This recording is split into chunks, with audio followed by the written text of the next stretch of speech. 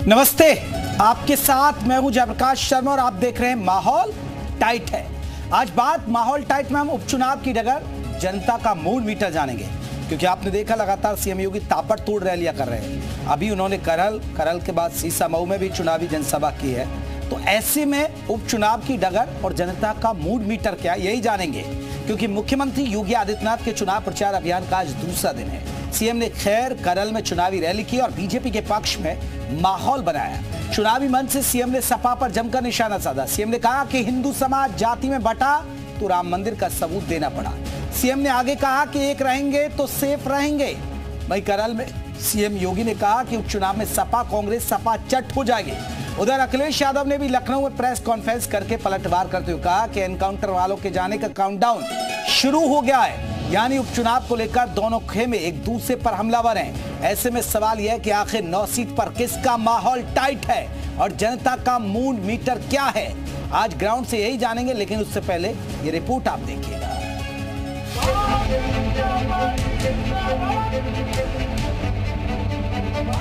संदेश बात स्पष्ट होना चाहिए कि बटेंगे नहीं, एक रहेंगे,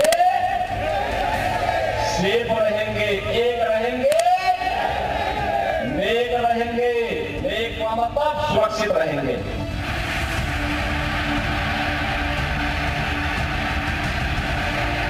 काउंटर वाले हैं, उनका काउंटडाउन शुरू हो गया है। अब वो सरकार में उतने दिन नहीं रहेंगे जितने वो सरकार में रह चुके हैं।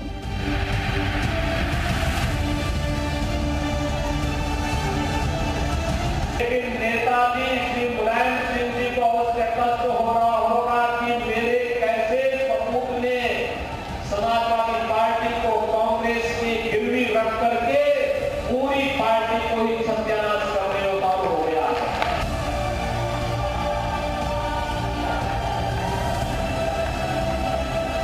मन की कुटिलता ही वचन की कटुता बनती है। जिन्होंने खुद के ऊपर सच्चे मुकदमे हटवाए हों और दूसरों के ऊपर झूठे मुकदमे लगवाए हों, वो जितना कम बोलेंगे उतना ही उनकी सच्चाई छुपी रहेगी।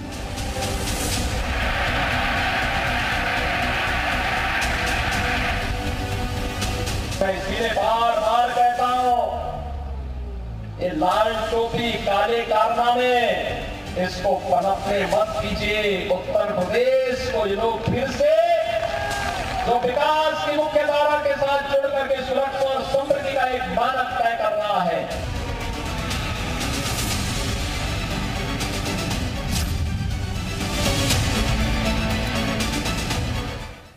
तो उपचुनाव को लेकर माहौल टाइट हो चुका, क्योंकि लगातार सीएम योगी की ताबड़तोड़ रैलियां चल रही हैं। अखिलेश भी लगातार, आपको बता दें, ताकत झोंके हुए हैं। लेकिन क्या माहौल बन रहा है, क्योंकि आज करहल में चुनावी जनसभा हुई तो तुषार हमारे साथ करहल से रहेंगे, तुषार श्रीवास्तव हमारे साथ पीयूष गौड़ गाजियाबाद से रहेंगे, क्योंकि गाजियाबाद में भी उपचुनाव होना, अभिषेक माथुर खैर से रहेंगे, क्योंकि आज खैर में भी चुनावी जनसभा हुई है। चलिए, करहल में अभी थोड़ी देर पहले रैली हुई, क्योंकि सीसामऊ में भी रैली हुई है। तुषार का रुख कर लेते हैं। तुषार, अगर करहल की बात करें तो ये बीजेपी के लिए इस गढ़ को कहें तो भेदना बड़ा मुश्किल है, क्योंकि ये अखिलेश यादव की सीट है और अखिलेश यादव यहां से विधायक बने पिछली बार, और अब उपचुनाव उन्हीं की वजह से हो रहा क्योंकि वो सांसद बन गए। किस तरह का माहौल? बिल्कुल, देखिए, सैफई परिवार की सीट है। ये नहीं कहा जा सकता कि अखिलेश यादव की सीट है, सैफई परिवार की सीट है। और यही वजह है कि भारतीय जनता पार्टी ने भी जो टिकट दिया है वो सैफई परिवार से दिया है। तमाम लोग यहां पर मौजूद हैं, उनसे बात करते हैं। सर, जिस तरह से करहल में उपचुनाव है, सैफई परिवार का यहाँ पे दबदबा रहा है, लेकिन इस बार बड़ा चैलेंज है आप लोगों के लिए, क्योंकि सैफई परिवार का ही जो प्रत्याशी है, जो आदमी है, वो भारतीय जनता पार्टी का प्रत्याशी है। एक तो सैफई परिवार का दबदबा नहीं है। सैफई परिवार लोकप्रिय है, जनप्रिय है। और जहाँ तक रिश्तेदार की बात है तो रणभूमि है ये। इसमें जो अपनी लाइन में होता है वही रिश्तेदार होता है, दूसरी लाइन में होता है वो रिश्तेदार नहीं होता। बड़ा मुश्किल होगा आप लोग के लिए चुनना कि मुलायम के दामाद को चुने या लालू के दामाद को चुने। नेताजी की धरती है। नेताजी के जिन्होंने जो जमीन पे काम किया है, यहाँ मैं गलियों में चला हूँ, साइकिल चलाया हूँ, देश में इतिहास बना हूँ। मैं जानता हूँ कि ये गली गली में जा रहे हैं, लोग बोले कि नेताजी ने जो करके गए हैं उसको कभी हम लोग भूल नहीं सकते हैं। इस बार का जो बीजेपी का कैंडिडेट है वो भी मुलायम सिंह यादव के परिवार का ही कैंडिडेट है। दूसरी तरफ अगर देखा जाए तो तेज प्रताप यादव है, तो ऐसे में थोड़ा मुश्किल होगा इस बार। कोई मुश्किल नहीं, ऐसा कुछ नहीं है। यहाँ जो समाजवादी पार्टी है, तेज प्रताप यादव जी या कोई भी सदस्य यहाँ का खड़ा हो जाएगा, इसके सामने कोई यहाँ टक्कर नहीं है और यहाँ पर बम्पर जीत समाजवादी पार्टी की होगी, कि वहाँ जो भी विकास है वो समाजवादी पार्टी ने किया है। दूसरी बात हम कहना चाहेंगे योगी जी की, कि उनकी पार्टी में लोगों को बोलने की तरतीब नहीं पता है। अपने केशव मौर्य जी हैं, क्या कह जाते हैं पता नहीं। अपने ही धरती पर वो एक लड़की छोटी सी आई और उनकी बुरी तरह से वहाँ की जनता ने कम से कम 6000 थप्पड़ों से उनका स्वागत किया, तब भी उनको शर्म नहीं है। ये दूसरी पार्टी के बारे में ऐसे शब्द बोलना इन लोगों को शोभा नहीं देता है। मैं यही कहूँगा कि ये मंत्री जी की धरती है, मैं सबका स्वागत करता हूँ। जीत सपा पार्टी की बम्पर है, कोई भी यहाँ टक्कर में नहीं है। करहल में जो उपचुनाव होना है, किन किन मुद्दों पर चुनाव होगा? क्या यहाँ कोई विकास का मुद्दा होगा या कोई और मुद्दा है? विकास का मुद्दा रहेगा और नेताजी को कोई भूल नहीं सकता है। वो भारत देश के ऐसे नेता हैं कि जिन्हें कि वो बीजेपी के जो दिए हैं उन्हीं के रिलेशन में, तो लेकिन ये तो अभी अब उनको कोई कैंडिडेट नहीं मिला। इस बार वोटिंग किसी मुद्दे पर ना होकर सिर्फ नेताजी के ही नाम पर होगी? नेताजी के नाम पर इसलिए होगी कि उन्होंने जो सेना के लिए किया है वो किसी ने आज दिन तक नहीं किया, और नेताजी ने जो विकास किया है शायद यहाँ पर कोई जो है। चलिए मैं लौटूंगा करल का, लेकिन मैं खैर चलता हूँ, क्योंकि आज खैर में भी चुनावी जनसभा हुई है सीएम योगी की। सबसे पहले खैर का क्या चुनावी मूड नजर आ रहा है? जरा अभिषेक लोगों से जल्दी जानिएगा, क्योंकि वक्त कम होता है इस शो में। बिल्कुल, देखिए जयप्रकाश जी, आज सीएम योगी आए थे यहाँ अलीगढ़ के खैर विधानसभा में, और उन्होंने खैर की भूमि से जो बीजेपी के प्रत्याशी है सुरेंद्र दिलेर, उनके पक्ष में जो है पूरी तरह से माहौल को टाइट कर दिया। और जैसा कि हमारे शो का भी नाम होता है माहौल टाइट है, और इसमें हम जानने की कोशिश करते हैं क्योंकि उपचुनाव का माहौल है, तो किस तरह का जो है यहाँ माहौल है। हमारे साथ बात करने के लिए तमाम पक्ष और विपक्ष के लोग हैं, यानी गठबंधन की तरफ से कांग्रेस और सपा के हैं और बीजेपी के भी लोग हैं। एक एक कर सबसे जानेंगे। ये बताइए, आज सीएम योगी खैर में आए थे और उन्होंने साफ संदेश दिया है, बटेंगे तो कटेंगे, एक रहेंगे नेक रहेंगे। किस तरह से आप जो है देखते हैं, क्या लगता है आपको इस चुनाव में? बांटने और काटने की संस्कृति के उपजे हुए ये भाजपाई आज ये कह रहे हैं कि बटेंगे तो कटेंगे। जिस संस्कृति से ये निकलते हैं, बांटते भी यही, काटते भी यही, और वहां से निकल करके आने वाली ये प्रदेश के अंदर मनमानी बेलगाम सरकार चल रही है, भ्रष्टाचार में डूबी सरकार चल रही है, कहीं कोई विकास नहीं है, घृणा और नफरत में डूबी हुई सरकार चल रही है। कहीं कोई विकास नहीं है, क्या कहेंगे? क्या नाम है आपका? मोहम्मद आजम। क्या विकास नहीं दिख रहा आपको? नहीं, सब जगह विकास दिख रही है, सड़कें बन रही है, हाईवे बन रहे हैं, जगह जगह एयरपोर्ट बन रहे हैं, हाईवे बन रहे हैं, सड़कें बन रही हैं जगह जगह। भाजपा से जुड़े हुए लोग जर्जर सड़कों को हाईवे कहते हैं और 6 लेन कहते हैं, यही भ्रष्टाचार। आप बताइए क्या कहेंगे? मैं इनका चश्मा उतरवा दूं, यहीं की सड़कें देखें पहले तो। इनको गड्ढे दिखाई दे रहे हैं ना। विकास इस चौराहे पर सबने देखा है कि कितना पहले कब होता था, 17 से पहले और 17 के बाद क्या हो रहा है। आप यहाँ से थोड़े बाहर चले जाइए। उपचुनाव में किसका माहौल टाइट है? उपचुनाव में इतना माहौल टाइट है कि सड़कों से लेके और हर चीज से लेके आज आप सेंटर पॉइंट चौराहे के नजारे को देखिए कि कितना पहले विकास था और अब कितना विकास है। हर गली गली, हर शहर चुनाव का माहौल क्या लगता है? उपचुनाव का माहौल पूरा भारतीय जनता पार्टी के पक्ष में है। जिन लोगों को विकास नहीं दिख रहा है वो अपनी आंखों का चश्मा टेस्ट करा लें, मेरी उनसे यही प्रार्थना है। अगर आप पूरा अलीगढ़ को देखेंगे, पूरी स्थिति बदल चुकी है और बहुत अलीगढ़ इस वक्त क्लीन भी है और स्वीप भी है। क्या लगता है आपको उपचुनाव का माहौल क्या है? चुनाव का तो टाइट ही चल रहा है सर। कौन सी पार्टी आगे चल रही है? कौन? हमारी बीजेपी की आगे चलेगी सर, योगी जी की। हाँ जी बिल्कुल, देखिए बीजेपी आगे चल रही है, सब लोग कह रहे हैं। ये कहीं ना कहीं उस अंधभक्ति के शिकार हैं जिसके अंदर भाजपा प्रसिद्ध है।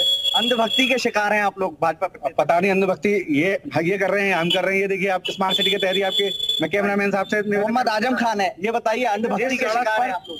नहीं, सब ठीक सही चल रहा है, विकास कार्य हो रहे हैं लोग। चलिए देखिए, वार पलटवार की राजनीति यहाँ खैर में चल रही है। मैं लौटूंगा आपके पास, पीयूष का रुख कर लेता हूँ, गाजियाबाद से जुड़ गए। पीयूष, जरा लोगों से जल्दी से बात करिएगा क्योंकि बहुत महत्वपूर्ण सीट पर लड़ाई है यहाँ, और दिल्ली एनसीआर सटा इलाका ये। देखिए, निश्चित रूप से यहाँ लड़ाई जो है वो देखी जा रही है समाजवादी और बीजेपी की पक्ष में। तो दोनों पक्ष इस समय हमारे साथ में और सीधी जनता से बातचीत करते लोग हमारे साथ में हैं। क्या लगता है इस बार क्या जनता का मूड है और क्या मुद्दे रहेंगे? देखिए, इस बार जनता का जो मूड है आपने अभी 2024 के चुनाव में देख ही लिया है, कैसे भाजपा को आधा करने का काम कर दिया समाजवादी पार्टी और इंडिया गठबंधन ने।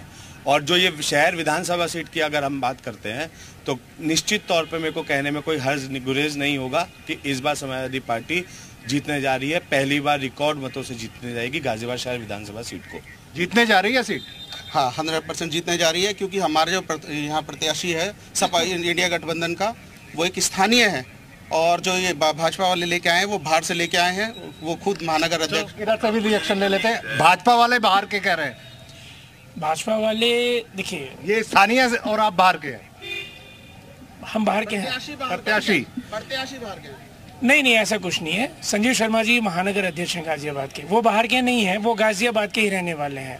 1-2 किलोमीटर की दूरी कोई बाहरी स्थिति नहीं बन जाती है। पूरा गाजियाबाद संजीव शर्मा जी का है, कोई एक क्षेत्र संजीव शर्मा जी का नहीं है। पूरा मुद्दा रहेगा स्थानीय। और संजीव शर्मा ने मकान तो ले लिया यहाँ पे? बिल्कुल ले लिया। जो किराएदार है वो अच्छा हाँ, आप बताएं। ये किराएदार है, किराएदार कभी मालिक नहीं बन सकता है। बेशक वो किराए पे आज उन्होंने मकान ले लिया है। ये मुद्दा रहेगा स्थानीय बरसी बाहर का। ज्यादा बड़ा मुद्दा है। स्थानीय विधायक होना बहुत जरूरी है। अब मैं यहाँ रह रहा हूँ तो मैं जाके दूसरी विधानसभा में जाके विधायक जी के पास जाके कोई काम थोड़ी करवाऊंगा। मुझे को जरूरत पड़ी रात को 12 बजे विधायक जी से, तो मेरे घर के बराबर का विधायक होगा तो मैं उससे जाके काम तो करवा लूंगा। नदियां पार, अब की बार लाइन पार। देखो, ये तो मुद्दा स्थानीय वर्सेस बाहर का हो रहा है। आप क्या कहना चाहेंगे? नहीं, स्थानीय वर्सेस बाहर के कोई डिफरेंस नहीं होना चाहिए। हाँ, we are all Indian, no, तो हम कहीं पे भी अगर स्थानीय पूछिए कौन मजबूत लग रहा है, बीजेपी या सपा? तो इसमें ये कहने वाली बात ही नहीं है कि मैं स्थानीय नहीं हूँ। अच्छा, कौन मजबूत लग रहा है? बीजेपी मजबूत है। बीजेपी। देखिए, वास्तव में यहाँ दो धड़े हैं और इसी चीज का मैं जिक्र कर रहा था। दोनों पार्टियां मजबूती के साथ उतरी हुई हैं। आप बताएं। हाँ, देखिए, संजीव शर्मा पिछले 10 साल से महानगर अध्यक्ष हैं। 10 साल से भारतीय जनता पार्टी की केंद्र और राज्य में सरकार है।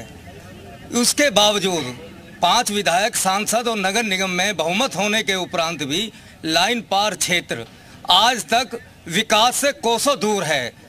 ये भारतीय जनता पार्टी के जो लोग हैं ये झूठे सपने दिखा। एक मिनट सुनो, आप बात कहाँ कर रहे हो? आप पूछो ना कि कानून व्यवस्था कहाँ है? कहाँ भारतीय जनता पार्टी जो योगी जी ठोको की नीति कर रहे हैं? रोज हत्याएं, बलात्कार, चैन झपटी, रोज पुलिस उत्पीड़न कर रही है। रोज एक बच्ची को टैबलेट देते हैं, उसी का तुरंत ही टैबलेट छिन जाता है। ये भारतीय जनता पार्टी झूठों की पार्टी है। आपका चुनाव लाइन पार और साहिबाबाद के बीच में। फिर स्थानीय और कानून व्यवस्था पर सवाल। देखिए, भाई साहब का जो कहना है वो सरासर झूठे आरोप है। एक वक्त आपको झूठा कह रहे हैं, आप इन्हें। ये तो चलता ही रहेगा, लेकिन सच्चाई उनको भी पता है और सच्चाई हमें भी पता है। भारतीय जनता पार्टी की सरकार जवाब देगी। भारतीय जब समाजवादी पार्टी के शासन में हमने यहाँ देखा कि अगर किसी के जेब में 50,000 रुपए भी हो तो ऐसा लगता था जैसे कि वो अपने साथ सिक्योरिटी लेके ही चले, और बिना सिक्योरिटी के तो 50,000 भी नहीं चल सकते हैं। तो आज जो हम महसूस करते हैं, व्यापारी वर्ग हो या कोई भी वर्ग हो, सेफ्टी, बेटी की सुरक्षा हो, एजुकेशन हो, सब ये स्थानीय कानून व्यवस्था सारे मुद्दे इस चुनाव में आ गए। आप अगर एक बार उधर दिखाएंगे कैमरामैन से वगैरह, सारे एक साथ जुट के एक आदमी को हटाने पे लगे हो। मेरे को ये बताओ, एक ही डायलॉग बोला ना उन्होंने कि बटोगे तो कटोगे, क्या बोला? जोड़ेंगे नहीं होता भाई साहब। आप जब तक आप इंडियन नहीं होंगे ना, आप कुछ नहीं होंगे। आपकी आदत है समाज को बटेंगे तो जीतेंगे, जुड़ेंगे तो जीतेंगे, बटेंगे तो कटेंगे नहीं, जुड़ेंगे तो जीतेंगे। देखो, चलिए बात कर लेते हैं। हाँ, अब बताएं किसका जोर? बीजेपी का ही जोर रहेगा। शहरों पे चुनाव है या मुद्दों पे? मुद्दों पे चुनाव है। मुद्दे क्या रहेंगे? मुद्दे हर चीज है, हर चीज की फैसिलिटी दे रहा है, हमारी सब चीज दे रहे हैं। तो जैसे उन्होंने कहा यहाँ सेफ्टी नहीं है, मुझे तो लगता है आज के डेट में बीजेपी की वजह से ज्यादा सेफ्टी है। हम आराम से अभी हम जा सकते हैं, बाजार से सामान ला सकते हैं, तो हमें लगता है कि सेफ्टी ज्यादा जरूरी है नारियों के लिए। सेफ्टी, जिस कानून व्यवस्था पे आप सवाल उठा रहे थे उस पे तो ये कह रहे सेफ्टी है। देखिए जी, उत्तर प्रदेश के अंदर कोई सेफ्टी किसी चीज में नहीं है। जनता जनार्दन खूब जानती है, देख रही है, और आप भी समझते हैं जो आज ये सरकार चल रही है 2024 का इलेक्शन भी खत्म हुआ है। पूरे मतलब उत्तर प्रदेश की दिशा और दशा आपने देखी होगी कि तमाम जो है इस सरकार को हटाना चाहते हैं। और यहाँ पे भी हमारा यही विकल्प है कि बीजेपी सरकार जब तक ईवीएम मशीनें है, मेरा ये दावा आपसे। फिर ईवीएम आ गई भाई साहब, ईवीएम आ गई। आप बताएं क्या मुद्दे ईवीएम स्थानीय है क्या? नहीं, पहले जो होता था कि चुनावी जो हम लोग वोटिंग करते थे और मैनुअल होता था, तो उसमें थोड़ी सी हम बोल सकते थे कि चीटिंग टाइप में कुछ होती थी पहले, मगर ईवीएम से थोड़ी पारदर्शिता हो गई है, ट्रांसपेरेंसी है। यहाँ किसका जोर? यहाँ पे ईवीएम से ही रहेगा तो अच्छा रहेगा। और ईवीएम से तो हो ही रहा है, जोर किसका? बीजेपी का ही रहेगा। योगी जी का सरकार, मोदी जी का सरकार, बीजेपी का ही सरकार बनना चाहिए। अच्छा, मोदी योगी का नाम आ रहा है, बड़े चेहरों पे चुनाव या मुद्दों पे? नहीं, चेहरा और मुद्दा दोनों जरूरी है। चलिए देखिए, गाजियाबाद में देखिए कैसे एक दूसरे परिवार पलटवार हो रहा है। आकाश का रुख कर लेते हैं, कुंदरक्की से हमारे साथ जुड़े। आकाश, जल्दी से पूछेगा कुंदरक्की का क्या माहौल है, जल्दी जल्दी लोगों से पूछेगा। बिल्कुल, देखिए कुंदरकी में भी बात करें तो सीधे तौर पे सपा और भाजपा का जो है वो आमने सामने की टक्कर जो है वो देखी जा रही है। ऐसे में लोग मेरे पास मौजूद है, पार्टी कार्यकर्ता है लगभग। ये बताएं क्या मानते हैं इस बार किस तरीके का चुनाव होने वाला है? चुनाव तो भाई साहब एक तरफा रहने वाला है। इस बार का चुनाव तो आप समझ लीजिए कि भाजपा के पूरी तरीके से पक्ष में है, रामवीर सिंह के पक्ष में है, और रामवीर सिंह एक तरफा चुनाव जीत रहे हैं। इसमें जीत रहे हैं बिल्कुल पक्के। क्या आप लोग वोटर समाज तो क्या लगा है इस बार, क्या सोच है?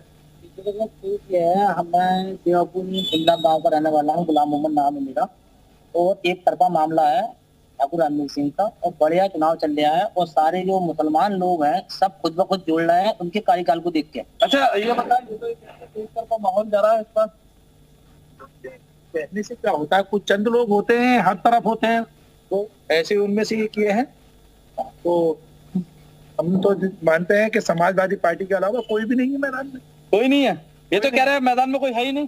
देखिए अब मेरे भाई साहब को, भाई को ये नहीं मालूम है कि हमारे जो विधायक जी हैं, पूर्व विधायक जी हैं, ये पहले बसपा में चले गए थे। जब पिछली बार अभी चुनाव हुआ था 2022 में बसपा में चले गए, तब ये फिर से समाजवादी में आ गए हैं। और जो मुस्लिम है उस क्षेत्र का, वो पूरी तरीके से समझ चुका है इनको, इनकी सारी नीतियों को समझ चुका है कि इन लोगों ने कितनी जुल्म और ज्यादती की, और अपने ही लोगों के साथ में ज्यादती की है, दूसरों के साथ में किसी के साथ में करने की हिम्मत भी नहीं हुई है। इस बार हिंदू मुस्लिम सब एक साथ आकर ठाकुर रणवीर सिंह को लड़ा रहा है। योगी जी की नीतियों से खुश है, मोदी जी की नीति। अच्छा, आप लोग वहां के रहने वाले क्या है? जी बिल्कुल यही है, तो बता।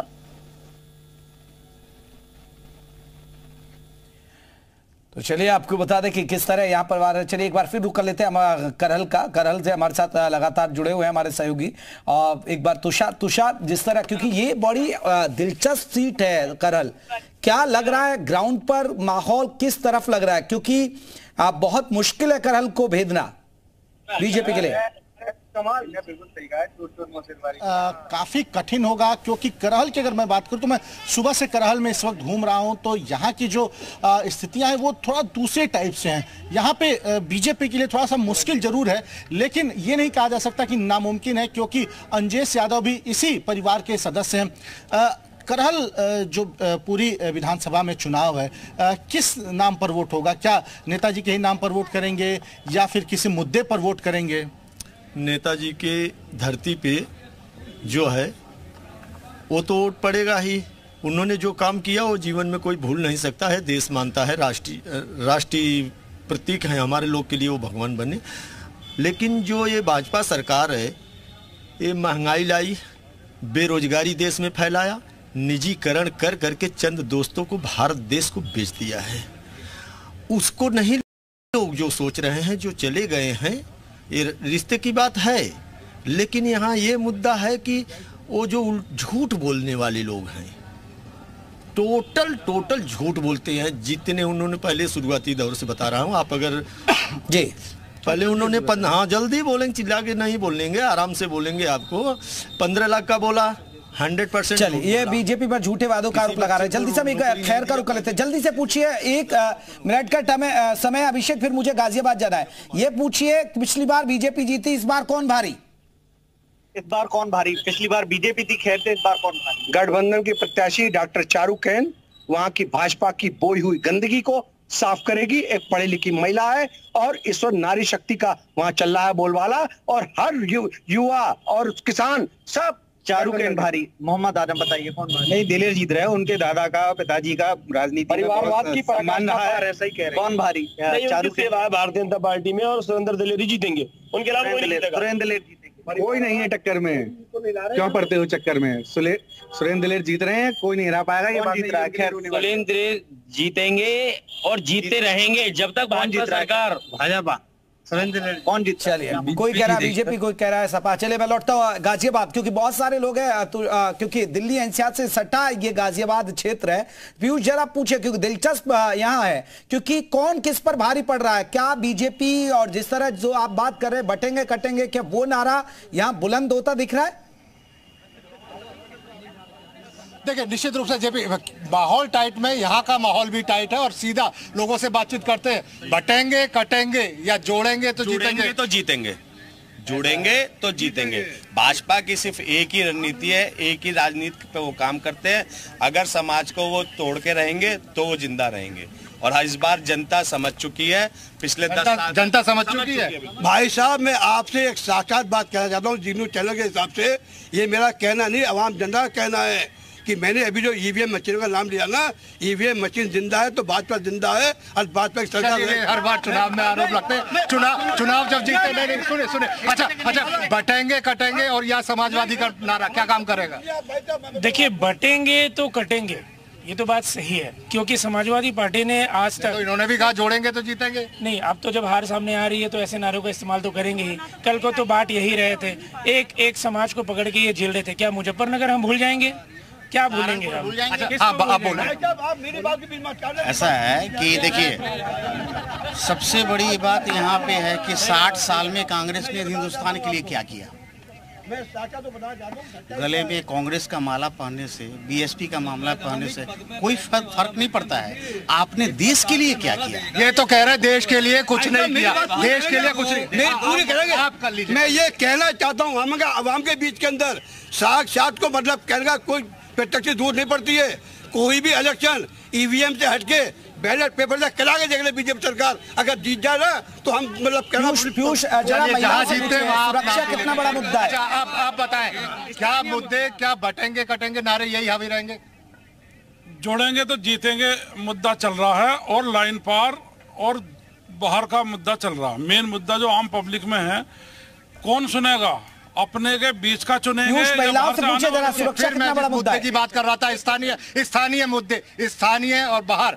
ये स्थानीय मुद्दे मतलब जो यहाँ रह रहे और जो हमारी भलाई करेंगे, जो जैसे ये तो कह रहे हैं किराए पे कमरा ले लिया। ऐसा नहीं होता कि जो रेंटर है वो कुछ कर नहीं सकते, किराए पे भी लिए, पर जो हमारे समाज के महिलाओं से पूछे सुरक्षा कितना बड़ा मुद्दा उनके लिए? राजीव गांधी वायनाड से क्यों लड़े? अच्छा, आप महिला हैं, बताइए सुरक्षा कितना बड़ा मुद्दा है? नहीं, सुरक्षा तो बहुत बड़ा मैटर है। सुरक्षा, स्वास्थ्य और शिक्षा, ये 3 मैटर हैं जिसपे बीजेपी काम कर रही है, और वो दिख भी रहा है, वो साक्षात दिख रहा है। और जो नहीं मानेगा वो बटेंगे कटेंगे जुड़ेंगे कुछ भी नारा दे, आएगी तो बीजेपी। ईवीएम नारा कुछ भी नहीं, क्या सुरक्षा महिलाओं के लिए कितना बड़ा? जी, बहुत बड़ी जरूरी है, सुरक्षा बहुत बड़ी जरूरी है। हम लोग डर लगता है कहीं जाने में, अभी भी डर लगता है? बिल्कुल नहीं, अब नहीं लगता, अब सही है। पहले डर लगता था जाने में, कहीं बाहर नहीं निकलते थे। और जहाँ तक राहुल गांधी चलिए कुछ कह रहे हैं। हाँ, बताए। आप देखिए, ये महिला सुरक्षा की हमारी बहन ऐसी बात कर रही हैं। अभी सोशल मीडिया पे कितना बड़ा एक्सीडेंट सामने आया है, एक महिला के साथ 4 दरिंदों ने दरिंदगी करी है इस योगी सरकार में। कहाँ है बिल्डोजर? कहाँ है बिल्डोजर? मैं लौटूंगा तुषार आपके पास। एक बार हम कुंद्रक्की चलते हैं। आकाश जल्दी से पूछ लीजिए, सपा या फिर बीजेपी, क्योंकि कुंद्रक्की पे समाजवादी पार्टी का दबदबा रहा है। बिल्कुल जयप्रकाश जी, देखिए, क्योंकि 65% आबादी इस सीट पर जो है वो मुस्लिम ही है। ऐसे में मुस्लिम समुदाय के लोग के साथ पॉजिटिव होता है। क्या है इस बार मुद्दा? सपा, बसपा या भाजपा? जी, देखिए, इस बार जो मुद्दा है विधानसभा 29 कुंद्रक्की पर, वो भाजपा का जलवा है। और भाजपा के साथ साथ जो भाजपा के यशस्वी और लोकप्रिय प्रत्याशी हैं श्री ठाकुर रामवीर सिंह, उनका जलवा है। उनसे लोग जुड़े हुए हैं और उनसे बहुत मुस्लिम मतदाता जुड़ा हुआ है। लेकिन अभी ये भाई साहब हमारे पास खड़ा हुआ है, तो ये कह रहे हैं कि जो साफ हो जाएगा यहाँ से? तो बिल्कुल नहीं, चोपड़ा साफ नहीं। इस वक्त तो चलिए, मैं आप सभी सहयोगियों से माफी चाहूंगा, मेरे पास इतना ही वक्त था। बहुत बहुत शुक्रिया आप तमाम अपडेट हम तक पहुंचाने के लिए कि माहौल किस तरह का है उपचुनाव में। जगह जगह की जो विधानसभा सीटें वहां से हम आपको दिखा रहे थे, माहौल टाइट है। बस इतना ही, छोटा सा ब्रेक।